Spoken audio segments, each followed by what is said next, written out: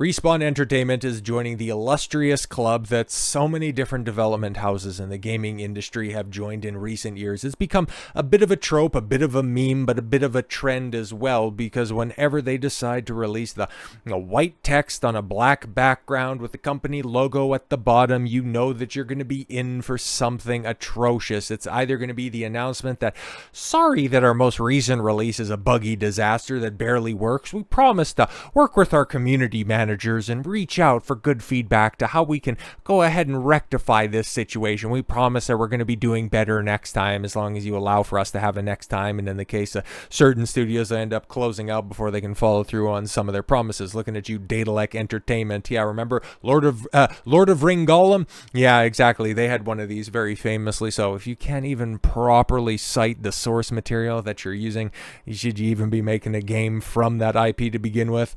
But I digress. But no. Respawn is doing the other social media corporate message. No, okay? It's not apologizing for any recent release, even though, if they'd like to go ahead and address them squandering a lot of resources on stupid Apex Legends, I would go ahead and forgive them for that. But no.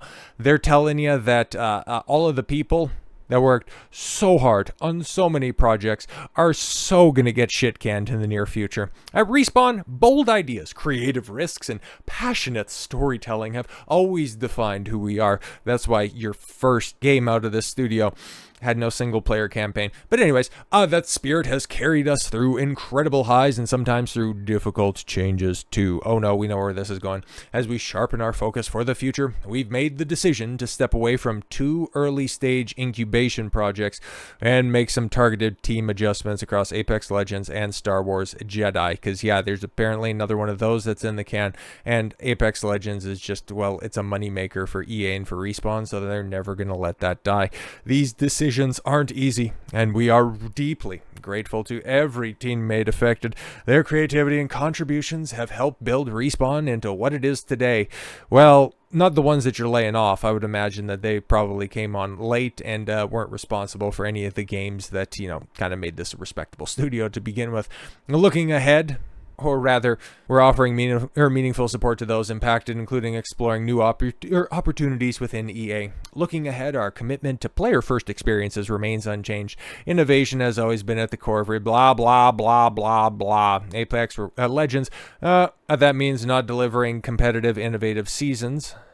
Not just delivering competitive and innovative seasons, but expanding on what Apex can be. Oh, fantastic stuff.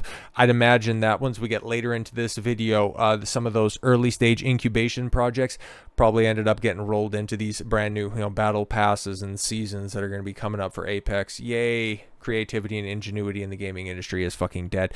Within the Star Wars universe, we're excited to keep building new stories. Well, somebody's got to. With the next chapter of the Star Wars Jedi series, aiming to raise the bar again for storytelling and gameplay.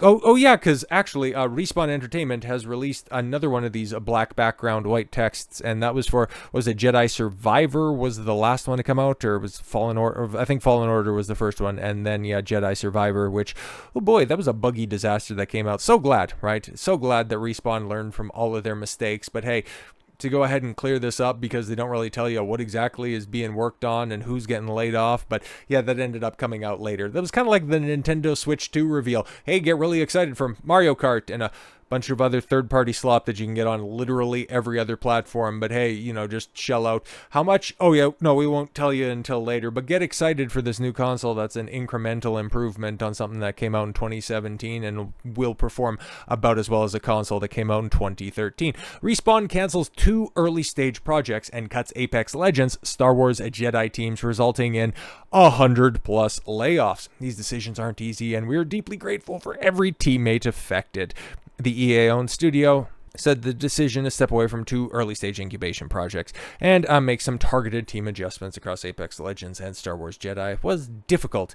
EA would not confirm the to the press precisely how many roles have been made redundant, but IGN suggests 100 or so individuals have been affected by the cuts in development, QA, and publishing teams. These decisions aren't easy, blah, blah, blah. The post closed on thanking everyone who has been a part of its journey, past, present, and future. We carry your legacy with us into everything we create next. We just don't require your input so much, but best of luck in your future endeavors. Back in October, when EA told investors Apex Legends fell short of expectations, EA's, otherwise record Q2 financial year 2025 CEO Andrew Wilson, has pushed back against the idea of Apex 2.0 to fix its issues. No, just keep on iterating on an already archaic model. A game that came out in Christ almighty, man, I don't even quite remember. Like, Apex has been around for a while. It's a game that I haven't played a second of, mostly because when it was shadow dropped, what was that? In on and around Super Bowl? I got like 2018, 2019 or something like that. Like all of these free to play, all of these, super sweaty shooters.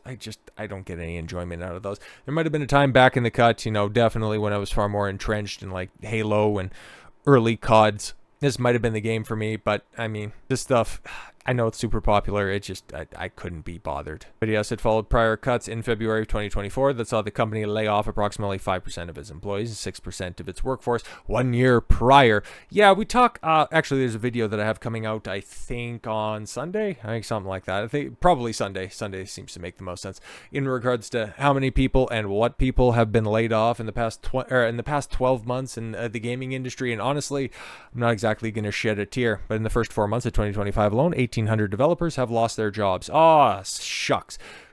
With cuts and closures at Free Jam, Splash Damage, Piranha Games, Jar of Sparks, Ubisoft, probably Monsters, Iron Galaxy, Sumo Group, Liquid Sword, NetEase Games. No, that was just NetEase, a satellite studio out there in Seattle that tried to make their position and their contributions to Marvel Rivals far more significant than it actually was. Yeah, something like that. Toast Interactive, Night School Studio, Striking Distance, and the Until Dawn remake developers. But that movie that's coming out, it's so successful, right? Ballistic Moon, and more recently Eidos Montreal, Playside, App Lovin', Neural, and Reality Labs. Yeah, the industry is still shedding superfluous employees, but honestly, there's a couple of things there that haven't been elaborated upon in stark contrast to what has been. So the Apex Legends and Star Wars Jedi teams get cuts, but what about these two projects, these early stage projects that end up getting cut? Yeah, it's exactly what you think it is. Electronic Arts cancels next Titanfall game as it lays off more than 300 employees. Oh yeah, that layoff? Yeah, it's far more significant than first reported. Mega video game publisher EA has canceled its upcoming Titanfall franchise video game and laid off more than 300 of its employees. As part of our continued focus on our long-term strategic priorities, we've made select changes within our organization and more effectively align teams and allocate resources in a service of driving future growth, an EA spokesperson said in a statement Tuesday. We are treating our people with care and respect throughout this process, working to minimize impacts by helping affected employees explore new opportunities within the company when possible and providing support during the transition. Approximately 1/3 of the cuts were made to EA-owned developer Respawn, which was developing Titanfall and one other additional project. So those leaks that, oh no, guys, it ended up getting debunked, Titanfall 3, no, it's not being worked on, no, it's not almost done. Well, maybe it wasn't almost done, but it was definitely in development, because there you have it right there. And this is being sourced, I think, probably from stupid-ass Jason Schreier, because seen it first reported over on Bloomberg, but they want you to pay for their articles, and you know what, go fuck yourself, ain't doing a goddamn thing supporting that lefty commie rag. But no, what was it? Oh my god, it was that fathead that was out there who said, oh no, I have sources that say nobody's working on a Titanfall game over at Respawn. Trust me, I was wrong about everything, but people were saying, oh yeah, that ends up the Boon King Titanfall 3 is around the corner, where in reality, yeah, they were working on it. Yeah, it was in development. Don't know how long it was in development. Was this another one of these Wonder Woman situations where they pumped a bunch of money in, but they haven't produced anything?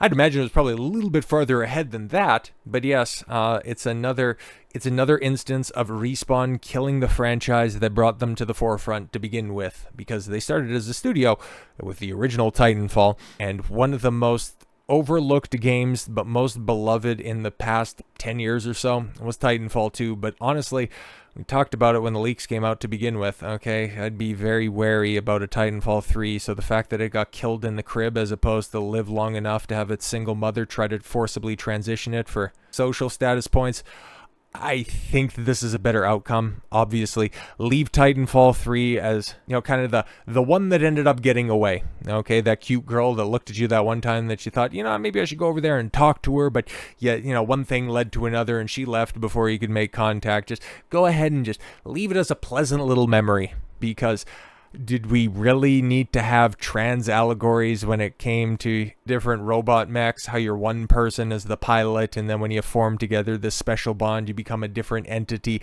Did we really need to have pride flags flying from the different mechs? Did we really need to make Titanfall 3 into Apex 2.0? No, man, I don't think so. So it's a preferable outcome, especially given what, Respawn Entertainment has become, because the people that made Titanfall what it is to begin with, that was the studio. That was the studio that did all that great work back in the cut. And this is what we're dealing with right now. Yeah, I think we ended up dodging a massive bullet on that one. But hey, if you got shells to spare, I know a place where you can store them. So with all that said, thank you all very much for the gift of your time. I've been Don Consuelo. I want you to follow your gut and get after it. Take care, everyone.